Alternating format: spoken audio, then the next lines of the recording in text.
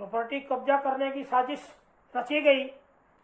मेरे बड़े भाई प्यारेलाल लाहौरिया को ये बात पहले से ही मंजूर नहीं थी कि मुझे कोई कोठी परिवार की तरफ से रहने के लिए बना करके मिले, मेरी माँ की तरफ से, या मैं जहाँ काम कर रहा था वस्त्र निकेतन दुकान पर उनके साथ, ये भी मंजूर नहीं था मेरे बड़े भाई प्यारेलाल लाहौरिया को कि वो हमारे साथ काम करें। ये जो साजिशों की मैं आज तीसरी कहानी बोल रहा हूँ, तीसरी कहानी मेरे खिलाफ, तो इसके अंदर मैं खुलासा कर रहा हूँ कि मैं शादी से पहले ही वस्त्र निकेतन दुकान पर, राजगुरु मार्केट की दुकान पर 1970 से जब से उद्घाटन हुआ दुकान का, राजगुरु मार्केट वस्त्र निकेतन जो हमारी दुकान हिसार में जहाँ प्यारेलाल जी का परिवार बैठता है, वहाँ 1977 अप्रैल में उद्घाटन हुआ था और मेरे पिताजी ने तभी से उस दुकान पर मुझे बिठाया था रिटेल के कपड़े में, जनता पार्टी सरकार में इमरजेंसी के बाद। और 1980 में मेरी शादी के बाद, वो मैंने पहले भी जिक्र किया है इस बात का, कि मेरे बड़े भाई प्यारेलाल को यह मंजूर नहीं था कि छोटा एक परिवार में सबसे छोटा भाई मदन लाल उसके साथ काम करे या उसे कोई प्रॉपर्टी मिले। तभी आज ये बहुत बड़े स्तर पर विवाद खड़े हुए हैं और जिनके सारे एविडेंस भी हैं, कानूनी सबूत भी हैं। अब आता हूँ सीधा, जब 1984-86 में परिवार में झगड़े बढ़े तो हमारी बगीची की ज़मीन में माता जी ने कहा, हमारी माँ ने, कि ये कोठियाँ अलग बनाने के लिए, वो तो शुक्र है हमारे पिताजी की खरीदा हुआ बाग 26 बीघा बाग था जिसकी रजिस्ट्री आज भी मेरे पास है। 26 बीघा बाग 1964 में ले लिया था, जहाँ आज हमारा स्कूल, हमारी कॉलोनी और हमारी सारी कोठियाँ हैं। ये मेरे पिताजी का खरीदा हुआ है 1964 में 26 बीघा बाग। उस वक्त 1 बीघा हमारे 3000 गज का होता था, क्योंकि पूरा पंजाब इकट्ठा था। हरियाणा 1966 में बना है। हमारे बाग की रजिस्ट्री 1964 की है, वो मेरे पास है सबूत के तौर पे। ठीक है जी। अब आ जाइए सीधा सीधा कि जो प्रॉपर्टी पे कब्जा करने की कैसे साजिश थी प्यारेलाल के दिमाग में, कि जब कोठी हमारी सारा बंटवारा हुआ और कोठी मुझे मिली एक, और बाई कोर्ट डिग्री मिली मेरी माँ के माध्यम से, और उसके बाद भी प्यारेलाल लाहौरिया को ये मंजूर नहीं था कि साजिशें चल रही थी मेरे बच्चों को उजाड़ने की, मेरे को उजाड़ने की, तो झगड़े बढ़ते चले गए। अब आ जाइए 1991 में जब हमारा फैमिली पार्टीशन हुआ, तो उस वक्त भारतीय जनता पार्टी के शहर के जो नेता थे उस वक्त पुराने, वो गवाह हैं इस बात के कि उस पार्टीशन के समय भी मुझे वस्त्र निकेतन पर जो मारा पीटा गया, मेरे को हर प्रकार से निकालने की कोशिश थी और मेरी इच्छा थी कि ऊपर एक ही मंजिल बना करके मैं इसी वस्त्र निकेतन पर रहूं। अगर वो मेरी बातें उस वक्त मान ली जाती तो आज ये बर्बादी मेरी किसी किस्म पर नहीं आती। यानी बड़े भाई प्यारेलाल ने कोई भी बात सिरे नहीं चढ़ने दी। जैसे आजकल एक संस्कृति आ गई कि कोई भी एग्रीमेंट या समझौता हो राजनेताओं का, व्यापारिक, वो लिख करके ही लाते हैं। मेरे साथ ठगी वहां पर ऐसी हुई कि मेरे एक जीजा विशंबर दयाल गोयल को बीच में पंच बनाया और वो एक सामाजिक और पारिवारिक नाता भी भूल गए। मेरे को आज ये कहने को कोई भी गुरेज नहीं है। मेरे पिता समान जीजा विशंबर दास गोयल वो ये मानवता भी भूल गए। वो प्यारेलाल के द्वारा लिखी लिखाई चिट्ठी लेके आ गए कि जिसको मुझे मंजूर करना पड़ा और 31 मार्च 1991 को मुझे दुकान छोड़ने का आदेश दिया गया। उसके बाद झगड़े हुए, मुझे एक प्लाट मिला तो उसमें कुछ पक्के की रकम बाकी थी। जब मैं लेने पहुंचा तो उस दिन मेरे साथ दुकान पर मारपीट हुई और मेरे कपड़े फटे। उस वक्त के भारतीय जनता पार्टी के नेता, मेरे पास नाम है, आज मैं इनमें देना नहीं चाह रहा, परंतु कोई सबूत मांगेगा तो दे दूंगा कि कौन नेता दुकान पर आए थे झगड़े के बाद, उस वक्त के भारतीय जनता पार्टी के नेता। मैं नाम दे दूंगा, सबूत है मेरे पास। ठीक, इस प्रकार ये हुई। अब आज ये कि जब मैंने प्लॉट बनाया, भाग्यश्री बुलाई, तो वो भी मंजूर नहीं था इनको। अब उसके बाद बैंक केस के अंदर मेरी कंपनी के सीए को इन्होंने सेट करा और मेरे बुरे दिन आने लाने शुरू करे। उसके बाद मैटर आया कोठी का। अब ये मैंने हेडिंग क्यों दिया कि प्रॉपर्टी कब्जा करने की साजिश रची। वहीं से सीन पैदा हुआ, मेरी कंपनी, मेरा डिपार्टमेंटल स्टोर बंद करवाने की तरफ धकेला गया। उसके बाद बैंक केस के अंदर इन्होंने कोई मदद नहीं करी। सबसे छोटा भाई था मैं, लाहौरिया चैरिटेबल ट्रस्ट का फाउंडर ट्रस्टी, और हमारे सारी पुरानी दुकानों के प्रॉफिट में से ही ये स्कूल बना है। 4 कमरों से लेकर मेरे पिताजी की संपत्ति है। आज ऐसा कुछ भी नहीं है कि किसी भाई ने कोई निजी पैसा लगाया, अलग से कोई पैसा लगाया हो।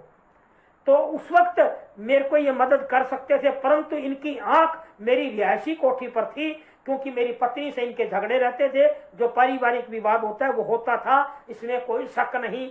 क्योंकि जब किसी व्यक्ति को अगर तंग करा जाएगा, किसी बच्चों को अगर कोई तंग करेगा, तो आखिर उसका कहीं ना कहीं विरोध तो होगा, विरोधाभास तो होगा, और वो विवाद बढ़ता चला गया।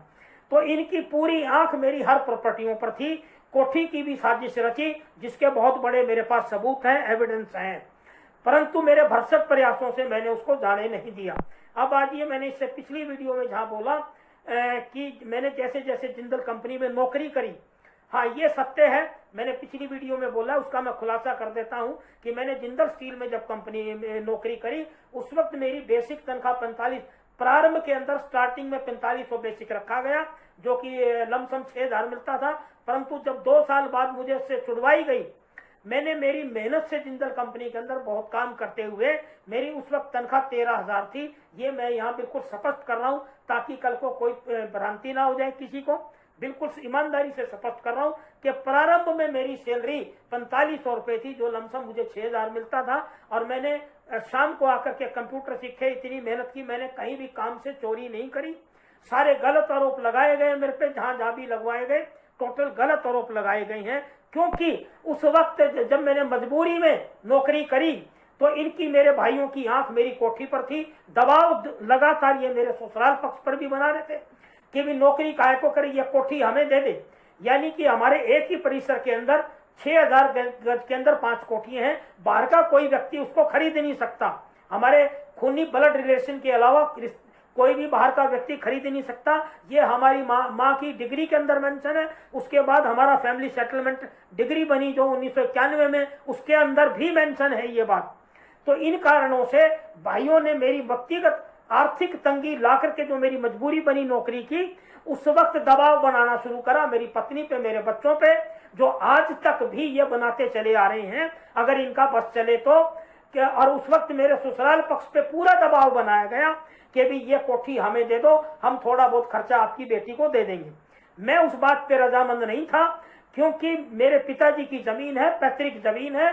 पैतृक जमीन में कोठी मेरी माँ ने बनवा के दी, और उसमें शर्त थी कि ना तो मेरा कोई बेटा कोई किराए पे दे सकता किसी को, और ना ही बेच सकता, ये शर्त थी।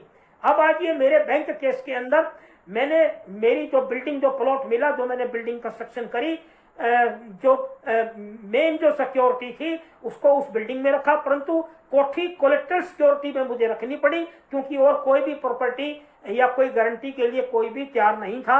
ये कलेक्टर सिक्योरिटी में थी। अब मैं बता देता हूँ, कलेक्टर सिक्योरिटी भी बच सकती थी, क्योंकि मेरा बहुत थोड़ा लोन बचा था।